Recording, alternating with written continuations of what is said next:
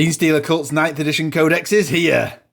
And you won't be disappointed. It's definitely a finesse army, but the Codex is packed with tricks, so loads of options for lots of playstyles. There's loads of hour-long videos out there showing you page-by-page detail. I'm going to tell you everything you need to know in about 5 minutes.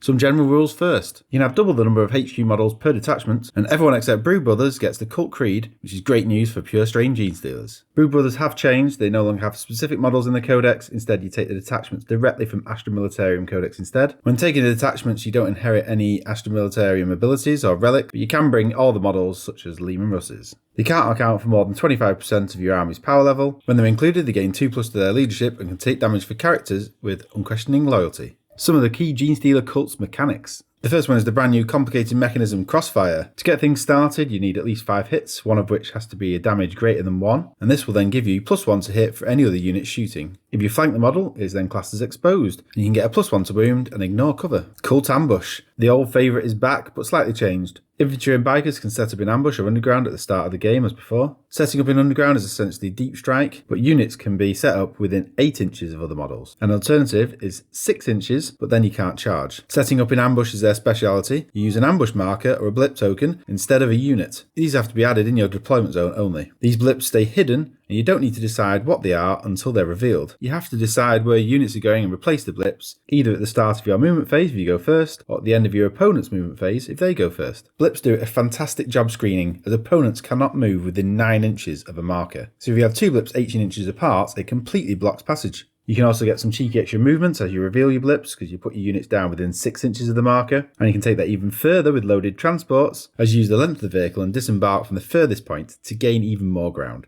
Unquestioning Loyalty. The character that fails a saving throw can pass this onto units with this ability on a 4+, and each fail kills a model. Summon the Cult. Return D6 models to the unit if it's Neophyte Hybrids, or D3 for any other unit. I'd like to give a special mention to some standout units for the faction, and particularly with this Codex update it's the Goliath Vehicles. They've really been buffed in this edition. You got the Rock Grinder, now has an improved 3+ armor save. They lose their invuln, but they get -1 to damage, so overall that keeps them really durable. The weapon skill is improved to a 3+, and this is devastating considering it's got 8 strength 8 attacks, all 2 damage each in melee when it charges. It can take part in Crossfire, and its heavy seismic cannons are better than ever. The Goliath Truck also has a 3+ armor save, and it's -1 to damage. It's open top so they can shoot out of it, and this is still one of the best transports in the game. Cheap, super utility, you've got to have a few of them. Cult Creeds. There are 6 available, and you get a Warlord trait, Relic, Strat, and Psychic Power. You can build your own, but I don't know why you bother because the 6 that are provided are all really strong. Each of the 6 is focused in a particular area. Bladed Cog is a mixed defensive and offensive. Twisted Helix, strong melee and fast. Cult of the Four-Armed Emperor, best all-rounder. The Hive Cult has got offensive focus. Rusted Claw, mixed defense with mobility, and the Pauper Princes is melee focused. The best 2 are probably Bladed Cog and Twisted Helix, but it's a hard choice. So for Bladed Cog, all the units get a 6+ invuln, and they get to reroll 1 wound roll per unit in melee or ranged. They also get +3 inches to the ranged weapons. The Warlord trait allows you to select a unit before the game even starts as your primary target, then everyone can reroll all wounds against that target. The Relic gives the bearer a 4+ invuln, and it also deals mortal wounds to enemies within engagement. The Cult Strat allows you to give a unit a 5+ invuln, and the Psychic Power gives an aura of 3 inches to +1 to the armor save. For Twisted Helix, the abilities are +1 to strength and +1 to move, and wounds of 1 and 2 auto fail. The Warlord gets +1 damage to the melee weapons. The Relic allows you to get 2 enhancements for non-core units, and since the enhancements are fantastic, this is actually quite worth it. The Strat allows you to impact the enemy's morale tests. You can also trade your damage characteristic to get an extra attack. And the nice Psychic Power gives 6s to hit in melee, auto wound. I'll list the others so you can pause and read through in your own time. Proficient Planning, one of the best upgrade systems in 40k. Each can only be applied once though, and each upgrade has some type of limitation based on the model or unit types. They just generally make models and units better, and there's loads of choice. Some of the best include paying 15 points to roll 3d6, pick the highest to charge, 15 points for crossfire models to get +1 to hit, +1 to wound and ignore cover automatically, 10 points you can put a unit in strategic reserve for free and it can join the battle from turn 1, and 15 points to just give an additional attack. Warlord traits. There are 6 additional traits along with those from the cults. I've selected the best 3 here. You've got Biomorph Adaptation, +1 attack and +1 toughness. Pet neutral speed, you get to fight first and reroll to hit in melee. Or Shadow Stalker, -1 to hit. The others are shown here, but I'm not going to go through the detail. The BROODMIND Discipline. 6 psychic powers that you can know in addition to those from the cult. The most disappointing thing for me is that they've completely changed mind control, so you can no longer take use of opponents' guns. Again, there are some good ones like Mass Hypnosis for a warp charge of 7,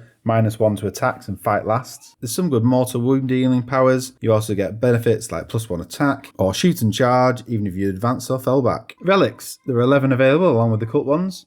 And probably the best two are Amulet of the Voidworm, which is a 4+ invuln and ignores Overwatch. Or the Unwilling Orb for a Psyker, gives +1 to deny at any range, and +1 to psychic tests. Some other good ones include a hitty sword, a shooty pistol, and some psychic buffs. Quite a mixed bag with the stratagems, with 32 available, plus the ones from your cult. I won't go through them all, but I've highlighted a couple of cool ones. Monstrous Figure for 1 CP. If you've got 6 or more models, it's 2 CP. That gives wounds of 1 to 3 auto fail, so essentially transhuman. Hypermetabolism for 1 CP. Heal a character with D3 wounds. You get Leaders of the Cult and Gene Size Gift, both for 1 CP, give additional Warlord trait and relic. And Pack Hunters is 2 CP. You can automatically make a unit exposed, which gives +1 to wound and ignore cover.